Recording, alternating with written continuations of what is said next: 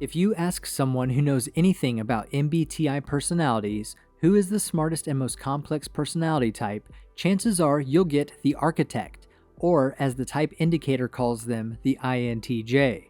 And they wouldn't be wrong, because apart from being intuitive and deep thinkers in their lives, INTJs are often called the most calculating, intelligent, and logical people out there. This is a direct result of their unique combined cognitive functions, which in order from most dominant to least are introverted intuition, extroverted thinking, introverted feeling, and extroverted sensing. And something that comes with these is a tendency to not only like logical paradoxes, but to also be a paradox themselves. So today, I'm going to be taking a look at 7 of the INTJ personality type's biggest paradoxes and contradictions to understand what makes them a walking paradox. If you're interested in finding out more, watch the video till the end because it's going to be a ride, and I bet more than one of these will surprise you. Let's get into it. Welcome to Success for Breakfast, where I'm serving up brain food made simple. Hit that subscribe button to get the latest videos created to give you the tools to level up your life. To kick things off, and the number 7 trademark character paradox is they are masterminds yet mentally messy. You may be familiar with the story of how Sir Isaac Newton once boiled his stopwatch and checked an egg at the time when he was quite clearly supposed to do the exact opposite. And yet, he is also one of the most prominent and influential logicians of all time, with a brain that solved theories and invented mathematical principles still used today. And that tendency to be extremely intelligent and calculated in one thing, while being completely absent-minded in another, is what defines one of the INTJ's biggest paradoxes. The main reason for that is while their dominant cognitive function is introverted intuition, giving them exceptional thinking abilities, their extroverted sensing, the function required to organize tasks and relate them to the real world, is way down as the least developed function. You could be really good at planning things and keeping records, and yet when the time comes to actually use that record, you can't seem to find it because you didn't write it down in the correct place. If you or someone you know goes through these extremes, then that's a great indicator that you belong to the INTJ tribe. Number 6 on today's list is INTJs are extremely caring and yet apathetic to people. Although many people would associate caring and emotional traits with the INF side of personalities, that does not mean that INTs, especially INTJs, are not capable of being caring. Quite the opposite, in fact. INTJs are known to be some of the most dedicated and protective people regarding their friends and loved ones, and wouldn't hesitate to risk everything to save them. However, at the same time, their reputation for being cold isn't unearned because try as they might, INTJs just can't empathize with strangers. This can generally be attributed to the fact that introverted feeling, the so-called empathy function, only serves as their third function for INTJs, making them a lot less likely to empathize with just anyone.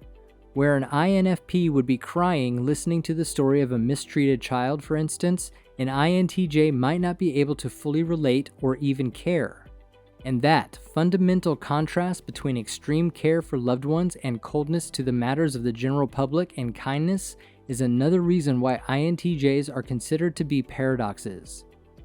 The number 5 INTJ paradox on today's list is they are planners while simultaneously winging it.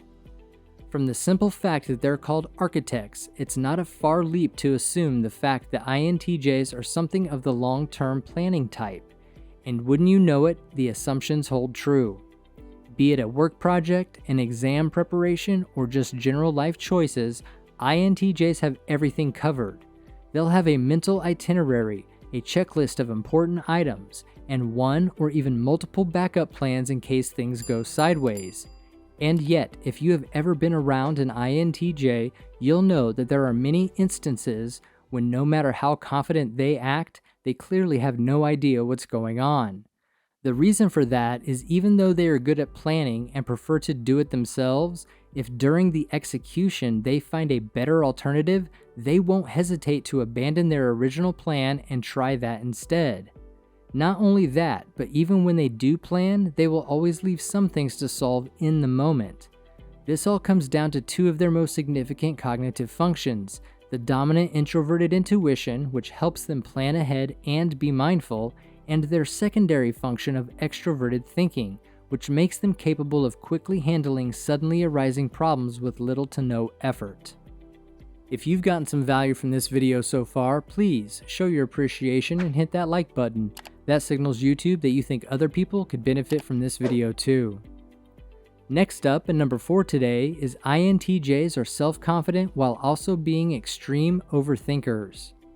If you were to ask an INTJ if they could do something for you or how good they are at a certain task, you'll probably be met by an extremely confident response along the lines of course I can," or "I'm not exactly sure, but I will do it." And while that might give you the idea that INTJs are just filled to the brim with self-confidence, you would not be completely correct. Because while they do feel confident in their ability to do almost anything, once they've actually done something, it's really hard for an INTJ not to overthink its flaws. This is a downside of their dominant function because while their extroverted thinking does grant them confidence, the more dominant intuitive intuition will always second-guess their choices once they sit down to think about what they did.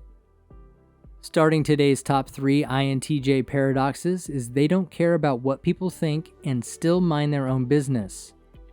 INTJs are notorious for being socially blunt and just in general not being the most outwardly friendly people out there.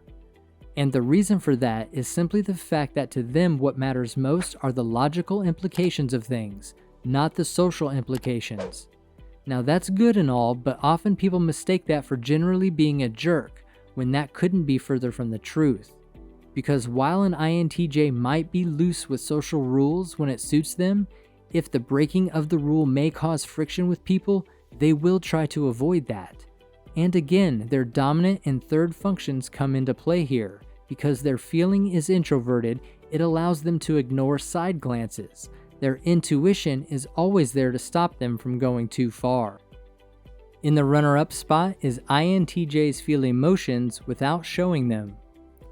As popular as it is to think that INTJs don't feel emotions, and yes, they are less sensitive than related personality types, INTJs without a doubt feel emotions. The real thing that makes an INTJ different is not how they feel emotions, but how they deal with them. Because where a sad INFP will have no problem expressing their sadness, being sad and making a show of it in general is not worth it for an INTJ. And as a result, while they may appear more sober and composed at times like a funeral, that absolutely does not mean that they don't feel the loss just as strongly. As you can guess, here again, their introverted feeling allows them to be composed when others may be more affected, and their intuition gives them another boost by making sense of the situation. Topping our list, and the last paradox of the INTJ, and typically the most prominent one, is they are the cockiest when they think they're right, but will change in a second when proven wrong. If you have an INTJ in your life, I'm willing to bet that you have experienced the pain that is arguing with them on a topic they know about, especially if they think what you're saying is wrong. That's because when an INTJ is an expert, no matter how strongly you insist, they will never deter from their viewpoint. And that can be and is quite annoying, but you must understand that INTJs are not pointless debaters and will only talk when they're absolutely sure in their knowledge about the topic of discussion. However, that does not mean that they are stubborn to no end. Instead, true to their logical nature, the same INTJ who would never listen to you will not take an extra second to change their opinion if you provide the right logic or source. So the sheer contrast between how hard it is to convince them that they're wrong by simply pleading and how easy it is with good logic might appear jarring to some. But, like all paradoxes of the INTJ, it all comes down to their functions. In this case, their dominant introverted intuition and secondary extroverted thinking both work together to give plenty of support to counter arguments and steer the conversation. As an INTJ, do you feel any of these paradoxes apply to you or an INTJ you know in your life? Make sure to leave a comment and let me know. You've got this, now go get it done. Grab yourself some more brain food to help you level up your life and click on one of the videos on your screen right now.